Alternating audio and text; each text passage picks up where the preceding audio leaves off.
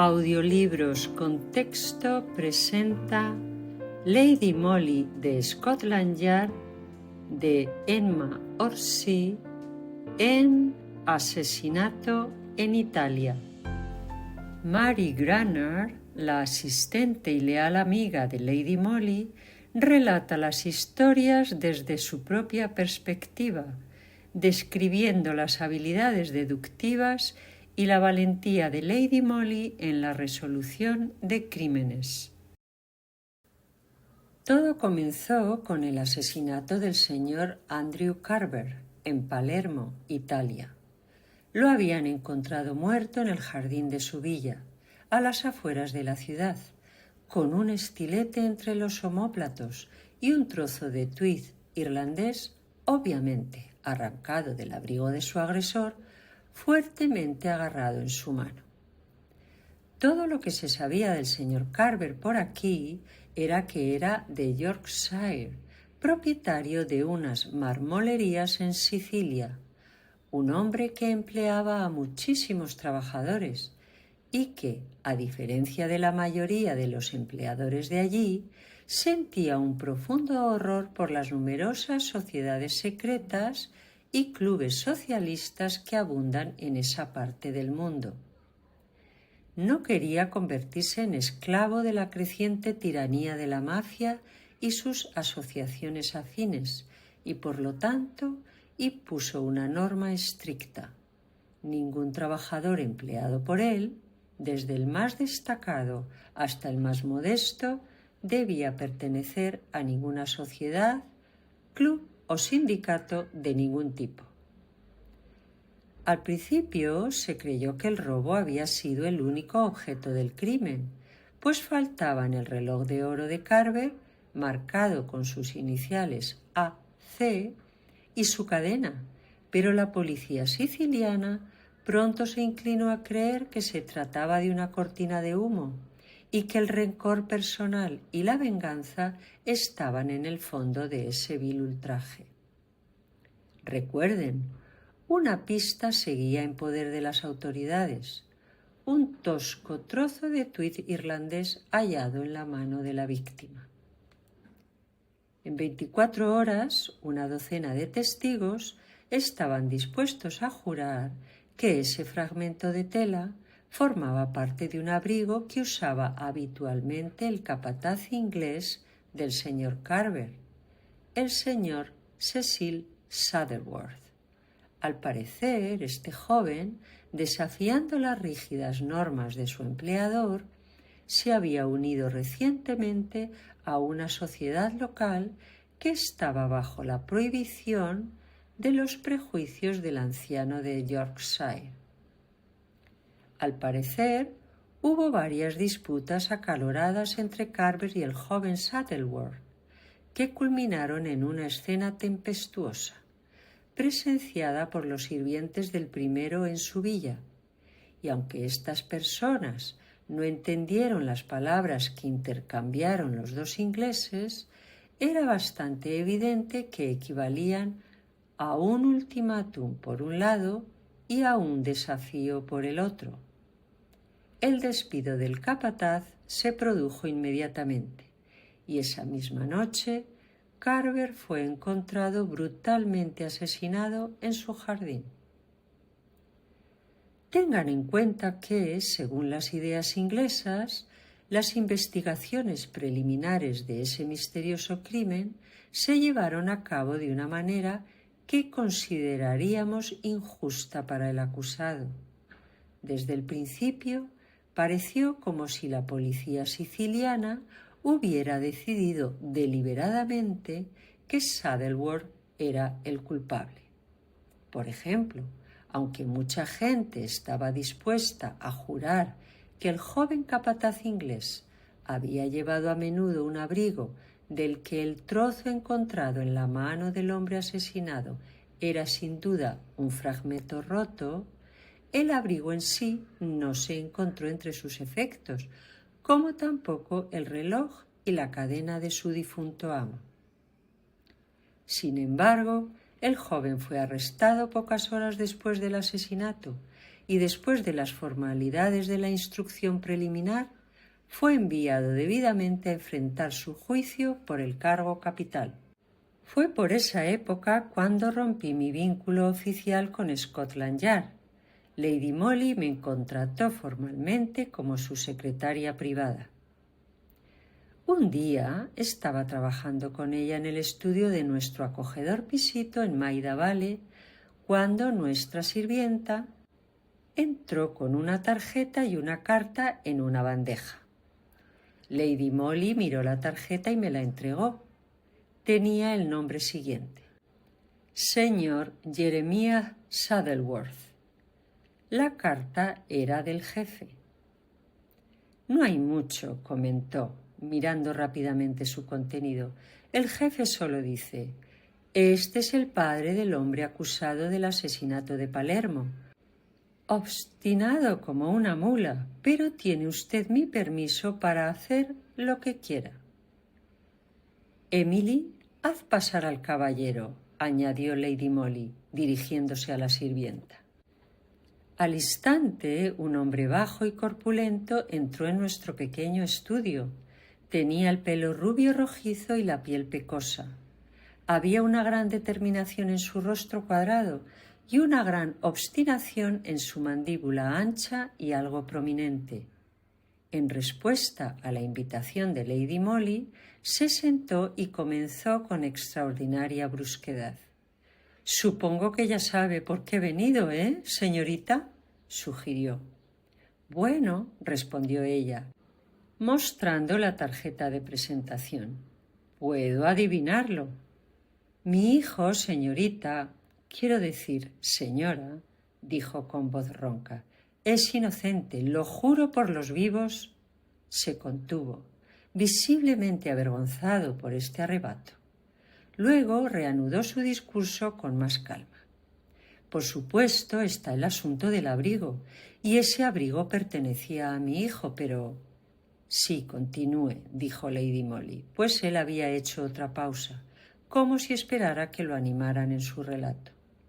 «Dígame del abrigo». «Lo encontraron en Londres, señorita», respondió en voz baja. «Los malvados que cometieron el crimen idearon esta monstruosa forma de desviar la atención. Arrebataron el abrigo de mi hijo y obligaron al asesino a usarlo por si era visto en la penumbra». Se hizo un silencio en el pequeño estudio por un momento. Me quedé asombrada, horrorizada, ante la sugerencia de aquel rudo norteño, aquel padre profundamente afligido que hablaba con curiosa intensidad de lenguaje y sentimiento. Lady Molly fue la primera en romper el solemne silencio. «¿Qué le hace pensar, señor Saddleworth, que el asesinato del señor Carver ha sido obra de una banda de asesinos?», preguntó. «Conozco Sicilia», respondió simplemente. «La madre de mi hijo era de Messina. El lugar está plagado de sociedades secretas, clubes de asesinos y anárquicos, organizaciones contra las que Carver libró una guerra a muerte. Fue una de ellas, la mafia probablemente, la que decretó la eliminación de Carver. No podían con un enemigo tan poderoso y testarudo». «Es posible que tenga razón, señor Saddleworth, pero cuénteme más sobre el abrigo». «Bueno, de todos modos, eso sería una prueba irrefutable contra los canallas».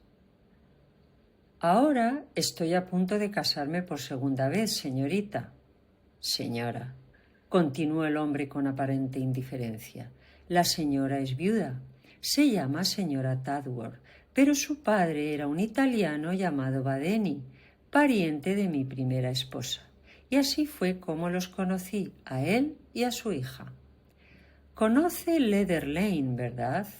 Podría estar en Italia, pues el italiano es el único idioma que se habla en esa zona». Badeni tenía una casa en Brett Street, Leather Lane, y alquilaba alojamiento a sus compatriotas.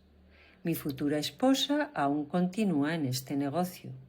Hace una semana aproximadamente llegaron a la casa 2 hombres, padre e hijo, según dijeron. que querían una habitación barata. Pasaban fuera la mayor parte del día, incluso para tomar el desayuno. Parece que ya se habían alojado muchas veces en casa de Badeni. El viejo réprobo sin duda era uno de los suyos. Y cuando comprendieron que la señora Tadworth era la hija de su antiguo amigo, quedaron bastante satisfechos.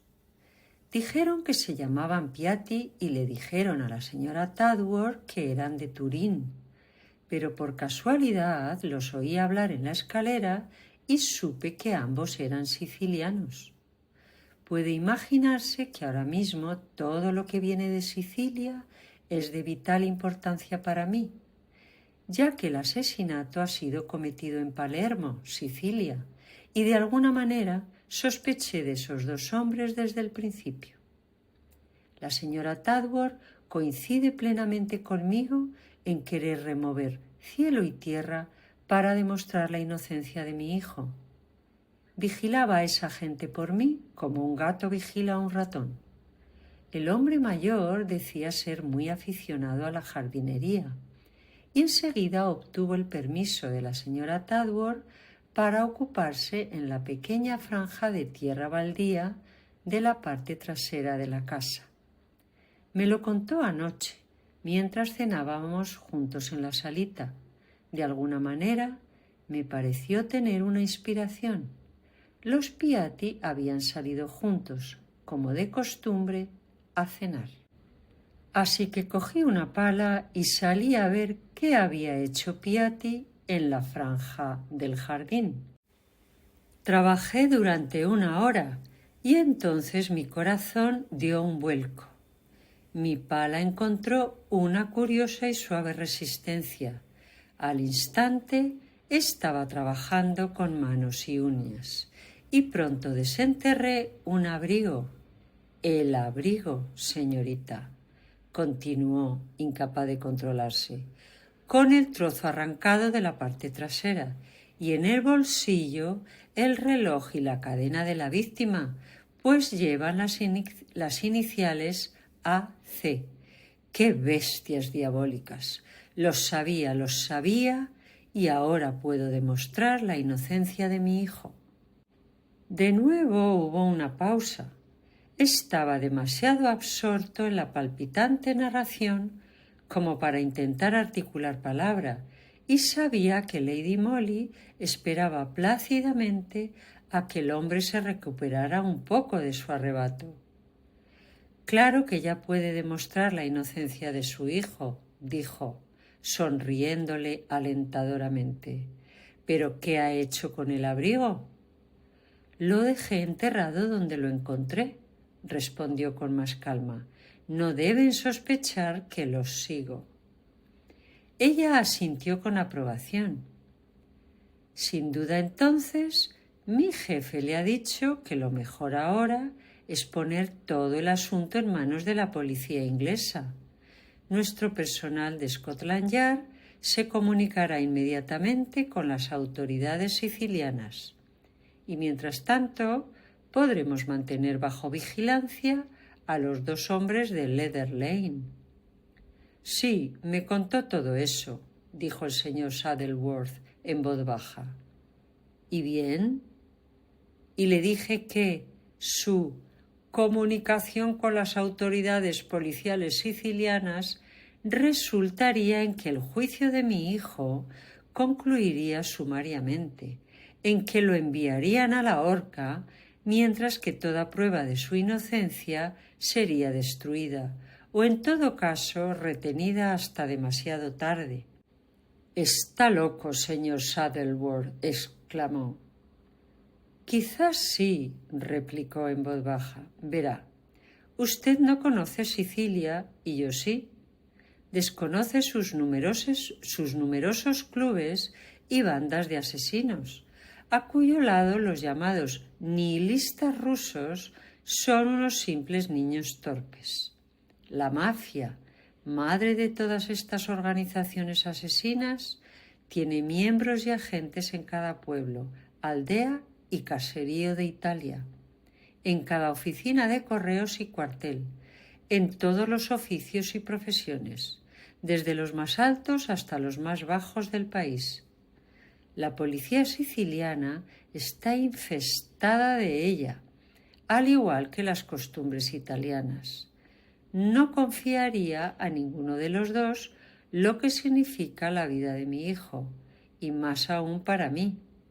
Pero la policía suprimiría las pruebas relacionadas con las que tengo. En la frontera, el abrigo, el reloj y la cadena desaparecerían. De eso estoy tan convencido como de que estoy vivo. Lady Molly no hizo ningún comentario. Estaba meditando. Nadie podía negar que había algo de cierto en lo que decía el hombre. Los pocos detalles que habíamos podido recoger aquí sobre las apresuradas investigaciones, el sometimiento a juicio sumario del acusado y la apresurada desestimación de todas las pruebas a su favor, demostraban que, en cualquier caso, la ansiedad del padre estaba bien fundada. «Bueno», dijo Lady Molly, «¿qué quiere que hagamos al respecto?» «¿Quiere llevar usted mismo las pruebas al abogado de su hijo?» «No, eso no serviría de nada», respondió simplemente. «Soy conocido en Sicilia. Seguramente me están vigilando. Probablemente también me asesinarán. Y por último, mi muerte no beneficiará a mi hijo. Pero entonces, ¿qué podemos hacer?» «El tío de mi hijo es el jefe de policía de Cividale, en la frontera austro-italiana. Sé que puedo contar con su colaboración. La señora Tadworth, cuyo interés por mi hijo es casi igual al mío y cuya conexión conmigo es imposible de conocer allá afuera, le llevará las pruebas de la inocencia de mi hijo. Él sabrá qué hacer y cómo contactar con el abogado de mi hijo de forma segura, algo que nadie más podría garantizar». «Bueno», dijo Lady Molly, «siendo así, ¿qué desea que hagamos al respecto?» «Necesito la ayuda de una dama, señora», respondió. «Alguien capaz, dispuesta, fuerte y, a ser posible, entusiasta para acompañar a la señora Tadworth, quizá como doncella, solo para evitar las miradas de sospecha que suelen lanzarle a una dama que viaja sola. También entra en juego la cuestión de los idiomas extranjeros. El caballero al que vi en Scotland Yard me dijo que, si usted quería ir, le daría 15 días de permiso». «Sí, iré», respondió Lady Molly simplemente. Nos sentamos después en el estudio un largo rato, el señor Saddleworth, Lady Molly y yo, discutiendo los planes del emocionante viaje, porque yo también, como verán, estaba destinada a desempeñar mi pequeño papel en este drama que tenía la vida o la muerte de un hombre inocente como desenlace. No creo que sea necesario aburrirlos con el relato de nuestra discusión. Lo único que creo que les interesará es el plan de campaña que finalmente decidimos. No parecía haber duda de que Saddleworth había logrado hasta el momento no despertar las sospechas de los Piatti. Por lo tanto, esa noche, cuando ya estuvieran a salvo, Saddleworth desenterraría de nuevo el abrigo, el reloj y la cadena, y luego enterraría un abrigo de color y textura muy similar en ese mismo hoyo en el suelo. Esto quizás serviría para desprevenir a los malhechores, si por casualidad alguno de ellos volviera a revisar el jardín. Después de eso, la señora Tadworth escondería las pruebas de la inocencia del joven Saddleworth y se reuniría con Lady Molly en nuestro apartamento de Maida Vale, donde pasaría la noche preparatoria para que las dos damas salieran de Londres hacia el extranjero a la mañana siguiente en el tren de las 9, desde Charing Cross en ruta a Viena, Budapest y finalmente Cividale. Pero nuestro plan era aún más amplio y en ello radicaba mi pequeña participación, de la que les hablaré enseguida. Esa misma tarde, a las 9:30, la señora Tadworth llegó al apartamento con el abrigo, el reloj y la cadena, que iban a ser puestos en manos del coronel Grassi, el jefe de policía de Cividale. Observé atentamente a la dama, de eso no hay duda. Tenía una carita bastante agradable y no tendría mucho más de 27 o 28 años, pero su apariencia y modales me sugirieron debilidad de carácter, más que esa devoción en la que el pobre señor Saddleworth confiaba tanto. Supongo que fue por eso que me sentí inexplicablemente desanimada y ansiosa al despedirme de mi querida señora, un sentimiento que ella obviamente no compartía. Entonces comencé a representar el papel que me habían asignado. Me vestí con la ropa de la señora Tadworth, éramos más o menos de la misma altura. Me puse su sombrero y su velo ceñido y me dirigí a Leather Lane. Durante todo el tiempo que pudiera, debía mantener el engaño. Debía fingir ser la señora Tadworth en su propia casa. Como supongo que ya habrán adivinado, esa señora no era de una familia adinerada y la casa, ubicada en una callejuela de Leather Lane, no contaba con sirvientes. De hecho, la señora Tadworth hacía todas las tareas domésticas ella misma, con la ayuda de una asistenta durante un par de horas por las mañanas. A esa criada, según el plan de Lady Molly, se le había pagado el salario de una semana en lugar del preaviso.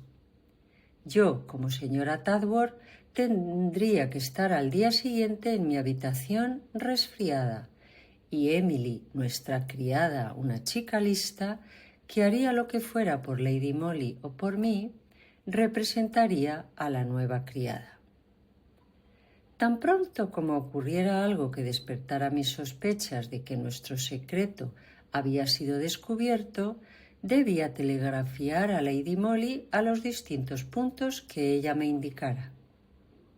Así, provista de un rol completo, me instalé debidamente en Brett Street, Leather Lane. Emily, a quien le habían contado justo lo suficiente de la historia para entusiasmarla, emocionarla y satisfacerla, se sumergió en el espíritu de su papel con tanto entusiasmo como yo. Esa primera noche transcurrió sin incidentes. Los Piatti llegaron a casa poco después de las 11 y subieron directamente a su habitación. Emily, con el aspecto de una criada desaliñada, estaba en el recibidor a la mañana siguiente cuando los dos hombres salieron a desayunar. Después me contó que el más joven la miró fijamente y le preguntó por qué se había ido la otra sirvienta. Emily respondió con la debida vaguedad, tras lo cual los sicilianos callaron y salieron juntos. Fue un día largo y agotador que pasé encerrada en la pequeña y sofocante sala de estar, observando sin cesar el pequeño trozo de tierra al fondo, devorada por la ansiedad, siguiendo mentalmente a los viajeros en su camino a través de Europa. Hacia el mediodía, uno de los Piatti llegó a casa y salió al jardín.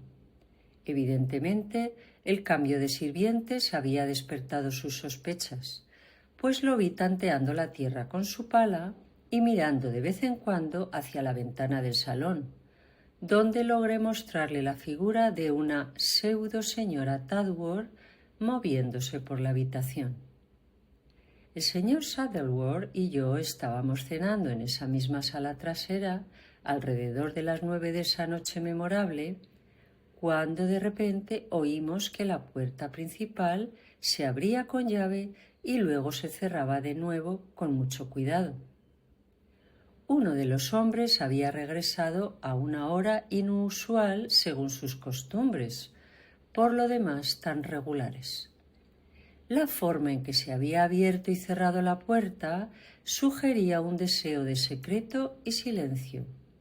Instintivamente cerré el gas del salón y con un gesto rápido señalé la habitación, cuya puerta estaba abierta, y le susurré apresuradamente al señor Saddleworth: «Háblele». Afortunadamente, el gran objetivo que tenía en mente había hecho que sus percepciones fueran muy agudas. Entró en la habitación delantera, donde afortunadamente el gas estaba encendido en ese momento, y abriendo la puerta que daba al pasillo, dijo amablemente: «Oh, señor Piatti, ¿es usted? ¿Puedo ayudarle en algo?» «Ah, sí», respondió el siciliano, cuya voz, aunque ronca e inestable, alcancé a oír. «Si fuera tan amable, me siento tan débil y extraño esta noche. La bebida caliente, creo, ¿sabe? ¿Sería tan amable de traerme de la botica un poco de amoníaco o sal volátil, o como lo llamen? Voy a acostarme, y si fuera usted tan amable». «Claro que sí, señor Piatti», dijo el señor Saddleworth, quien de alguna manera intuyó lo que quería hacer y literalmente le hizo el juego. «Voy enseguida». Fue a buscar su sombrero al perchero del recibidor, mientras el siciliano murmuraba profusamente «gracias», y entonces oí que la puerta principal se cerraba de golpe. Desde donde estaba no podía ver a Piatti, pero lo imaginé de pie en el pasillo poco iluminado, escuchando cómo se alejaban los pasos del señor Saddleworth. En ese momento lo oí caminar hacia la puerta trasera, y pronto percibí algo moviéndose en el pequeño terreno que había al otro lado. Había ido a buscar su pala. Quería desenterrar el abrigo, el reloj y la cadena que, por alguna razón, debía de creer que ya no estaban a salvo en su escondite. Había oído la banda de asesinos que el hombre que visitaba frecuentemente a su casera era el padre de Cecil Saddleworth en Palermo. En ese momento no me detuve ni a especular ni a planear.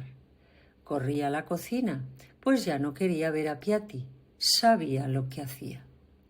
No quería asustar a Emily, aunque ella siempre había sabido que en cualquier momento podríamos tener que salir de la casa de inmediato. Por eso habíamos dejado nuestro pequeño bolso listo en la cocina, desde donde podíamos acceder rápidamente a las escaleras de la entrada y la salida. Le hice una señal silenciosa para indicarle que era el momento. Sin vacilar, tomó la bolsa y me siguió. Justo cuando cerrábamos la puerta del jardín, escuchamos un portazo. Piatti había encontrado el abrigo y ya estaba revisando los bolsillos en busca del reloj y la cadena. En cuestión de segundos, descubriría que el abrigo que sostenía no era el mismo que había enterrado en el jardín, y que las pruebas que lo incriminaban o que demostraban su complicidad en el crimen de otro habían desaparecido. No nos quedamos a esperar su reacción.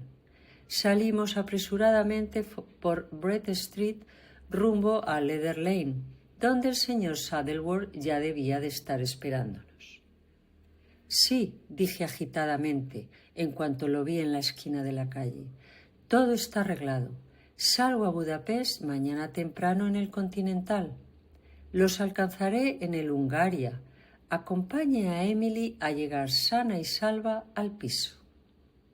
Obviamente no había tiempo que perder, y antes de que el señor Saddleworth o Emily pudieran hacer algún comentario, los dejé allí parados y rápidamente me mezclé con los transeúntes. Caminé por Leather Lane con tranquilidad.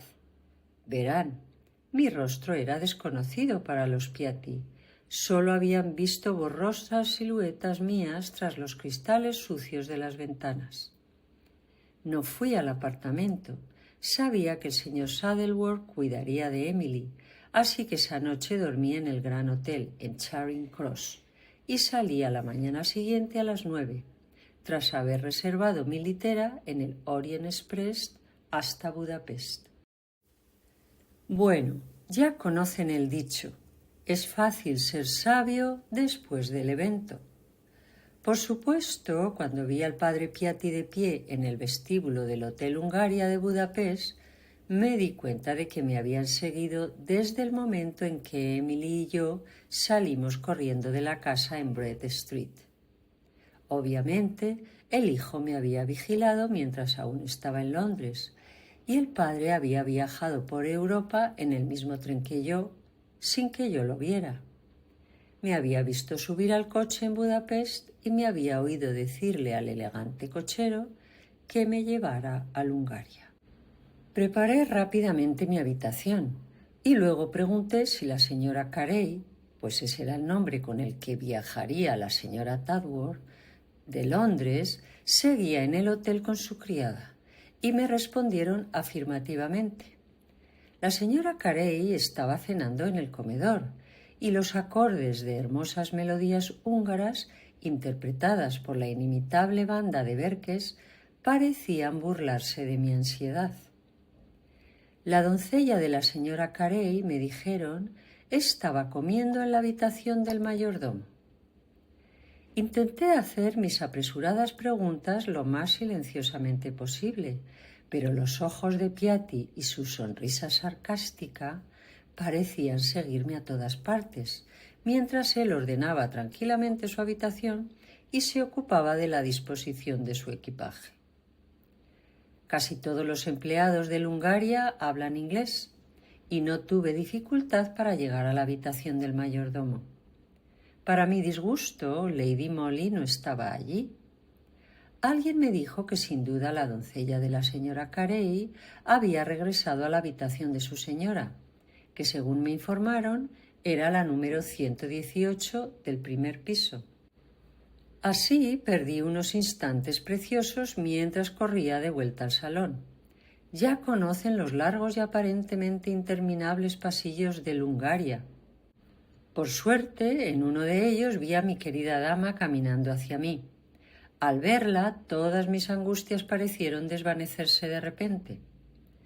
Parecía bastante serena, pero con su rápida percepción adivinó de inmediato lo que me había traído a Budapest. «Han descubierto lo del abrigo, ¿no?», dijo, llevándome rápidamente a un pasillo que por suerte en ese momento estaba oscuro y desierto. «Y por supuesto te ha seguido». Asentí. «Esa señora Tadworth es una insulsa y cobarde», dijo con furia vehemente. «Ya deberíamos estar en Cividale, y se declaró demasiado enferma y fatigada para continuar el viaje. Es inconcebible que ese pobre Saddleworth pudiera ser tan ciego como para confiar en ella». «Mary», añadió con más calma, «baja al pasillo enseguida. Vigila a esa idiota con todas tus fuerzas. Le tiene miedo a los sicilianos y creo firmemente que Piatti puede obligarla a que le entregue las pruebas del crimen». «¿Dónde están las pruebas?», pregunté con ansiedad. «Encerradas en su baúl. No me las confía. ¡Qué tonta tan testaruda!». Nunca había visto a mi querida señora tan enfadada. Sin embargo, no dijo nada más, y al instante me despedí de ella y volví al recibidor. Una mirada a la brillantemente iluminada sala me confirmó que ni Piatti ni la señora Tadworth estaban allí. No sabría decir qué fue lo que de repente me llenó el corazón de aprensión. Corrí al primer piso y llegué a la habitación número 118. La puerta exterior estaba abierta y sin dudarlo un instante puse mi ojo en la cerradura de la interior. La habitación estaba brillantemente iluminada desde adentro y exactamente enfrente, pero de espaldas a mí, estaba Piatti, mientras que sentada en un taburete bajo junto a él estaba la señora Tadworth. Un baúl estaba abierto junto a su mano y era evidente que estaba ocupada revolviendo su contenido. Mi corazón se paralizó de horror. Estaba a punto de presenciar, sin poder intervenir, uno de los actos de traición más atroces y cobardes que se pudieran concebir. Sin embargo, algo debió de atraer la atención de Piatti en ese momento, pues de repente se giró y se dirigió a la puerta. Huelga decir que me retiré a toda prisa. Mi única idea era, por supuesto, encontrar a Lady Molly y contarle lo que había visto. Por desgracia, el Hungaria es un auténtico laberinto de pasillos, escaleras y pasadizos, y desconocía el número de su habitación. Al principio no quería llamar más la atención preguntando de nuevo por la doncella de la señora Carey en la oficina, y mi ignorancia de idiomas extranjeros me impidió hablar con las criadas. Había subido y bajado las escaleras media docena de veces, cansada, abatida y ansiosa, cuando por fin, a lo lejos, divisé la silueta de Lady Molly. Corrí con entusiasmo hacia ella y enseguida me reprendió por mi descuidada impetuosidad. «La señora Tadworth está realmente asustada», añadió Lady Molly en respuesta a mi mirada de dolorosa incertidumbre. Pero hasta ahora ha conseguido engañar a Piatti abriendo mi baúl delante de él en lugar del suyo y diciéndole que las pruebas no están bajo su custodia. Pero es demasiado torpe como para seguir con ese engaño y, por supuesto, él no permitirá que lo engañen una segunda vez. Debemos partir hacia Cividale cuanto antes. Por desgracia, el primer tren no sale hasta las 9:15 de mañana. El peligro para ese desafortunado joven de Palermo, provocado por la cobarde idiotez de esta mujer y la confianza equivocada del padre, es ya incalculable. Por supuesto, era inútil que temiera por la seguridad de mi querida señora. Reprimí mi ansiedad lo mejor que pude y, llena de malos presentimientos, le deseé enseguida buenas noches. No hace falta decir que apenas dormí y a las 8 de la mañana siguiente estaba completamente vestida y fuera de mi habitación. El primer vistazo al pasillo, que daba al número 118, confirmó de inmediato mis peores temores. A esa hora tan temprana reinaba un bullicio inusual. Los empleados iban y venían, las criadas charlaban, y al instante siguiente, para mi horror, vi a 2 gendarmes con un oficial escoltados por el gerente del hotel, yendo a las habitaciones de la señora Tadworth y Lady Molly. ¿Cómo maldije entonces nuestra ignorancia británica de lenguas extranjeras? Los funcionarios estaban demasiado ocupados para preocuparse por mí, y las criadas solo sabían la parte del inglés que se refiere a baños y agua caliente. Finalmente, para mi gran alivio, encontré un portero dispuesto a informarme en mi propio idioma sobre los acontecimientos que habían perturbado la serena tranquilidad del Hotel Hungaria. Cielos, ¿acaso olvidaré alguna vez lo que sufrí cuando comprendí el significado completo de lo que me dijo con una sonrisa plácida y un encogimiento de hombros? «El asunto es de lo más misterioso», explicó. «No se trata de un robo, no. Pues es la señora Carey quien se ha ido, ha desaparecido, y es la doncella de la señora Carey quien ha sido encontrada aturdida, amordazada e inconsciente, atada a uno de los postes de la cama de la habitación número 118. Mi querida señora había sido brutalmente atacada, casi asesinada. Así me lo aseguró el sonriente portero, y mi propia existencia fue ignorada por los impasibles empleados, que me miraron con el ceño fruncido en señal de desaprobación mientras yo rogaba y me enfurecía alternativamente pidiendo que me permitieran ir a cuidar a la herida, que era mi más querida amiga, más querida de lo que cualquier niño podría ser para su madre. Esa terrible burocracia que nos asedia a cada paso nos paraliza y nos desanima. Lo que sufrí no podría describirlo. Pero si no me permitían ver a Lady Molly, al menos podía vengarme de sus cobardes agresores. La señora Tadworth, con su desaparición, había confesado tácitamente su participación en el atentado. De eso no me cabía duda. Pero estaba igualmente segura de que era demasiado torpe y demasiado débil para cometer semejante crimen sin ayuda. Piatti estaba en el meollo del asunto. Sin dudarlo un instante, presenté información contra él a través de un intérprete. Lo acusé con valentía de ser cómplice del asalto con fines de robo.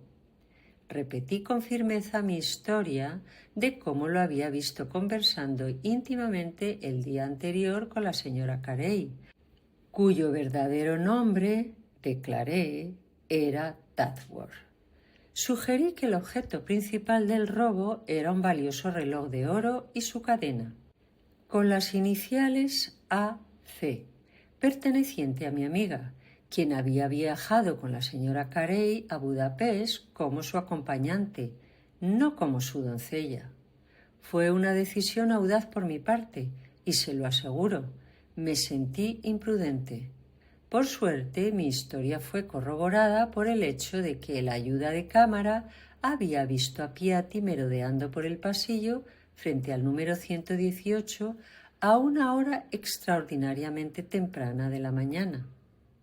Estaba firmemente convencido de que la señora Tadworth había dejado entrar al desgraciado en la habitación. La había aterrorizado, probablemente la había amenazado de muerte. Entonces, por pura cobardía, ella había accedido a entregarle las pruebas de su culpabilidad en el caso del asesinato de Palermo. Y cuando Lady Molly, al oír las voces, salió de la habitación, Piatti la tiró al suelo para que no interviniera. Entonces la señora Tadworth fue presa del pánico y logró, sin duda con su ayuda, abandonar el hotel. Y probablemente Budapest antes de que se descubriera el ultraje. No pude conjeturar por qué Piatti no hizo lo mismo.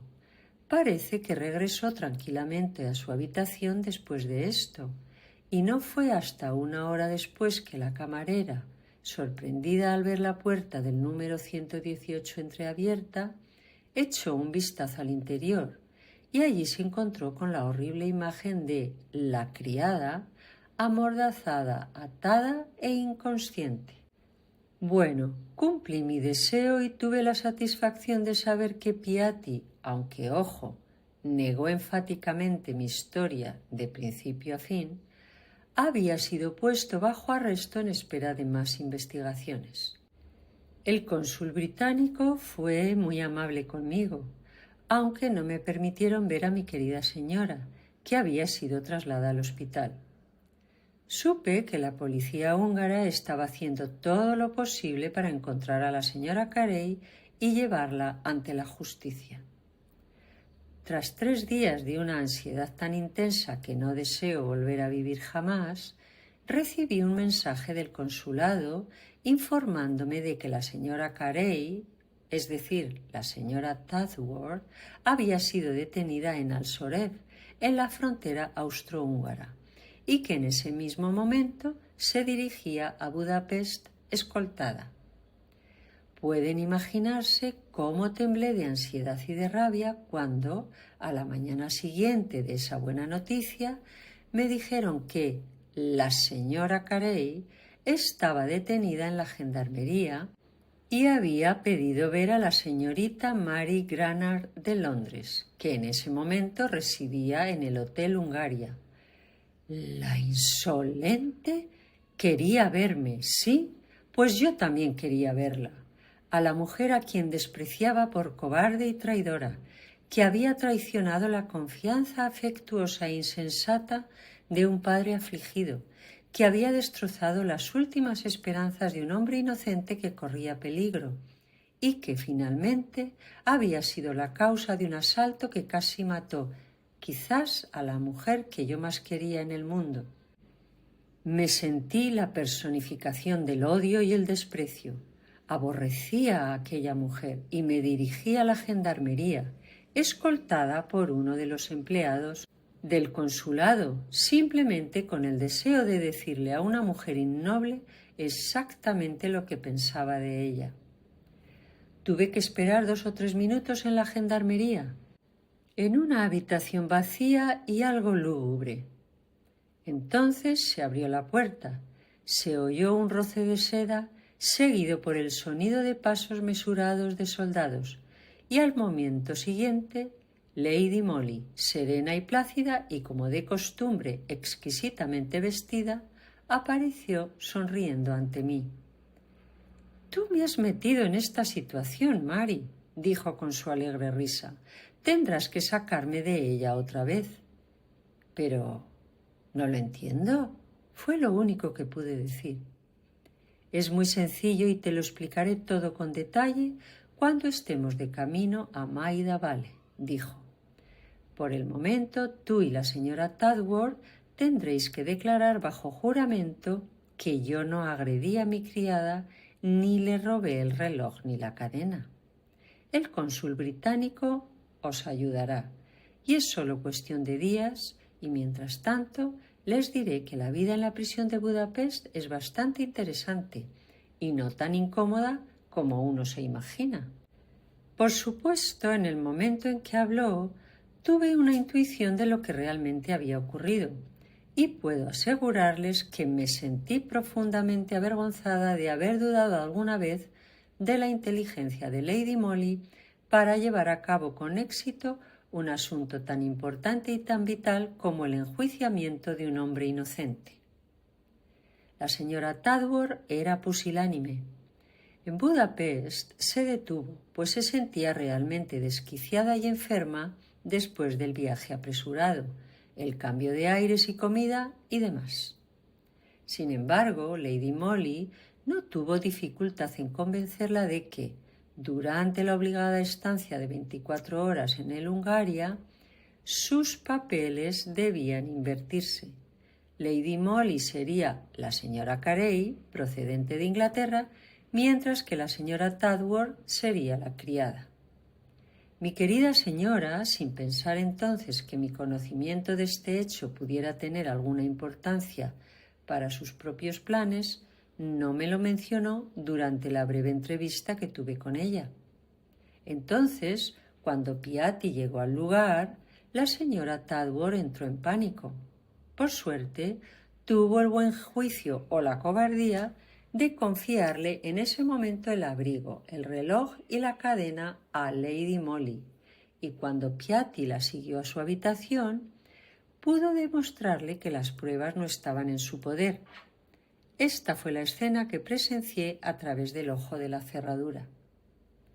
Pero por supuesto el siciliano volvería a la carga, e igualmente, por supuesto, la señora Tadworth sacrificaría a los Saddleworth, padre e hijo, para salvar su propio pellejo.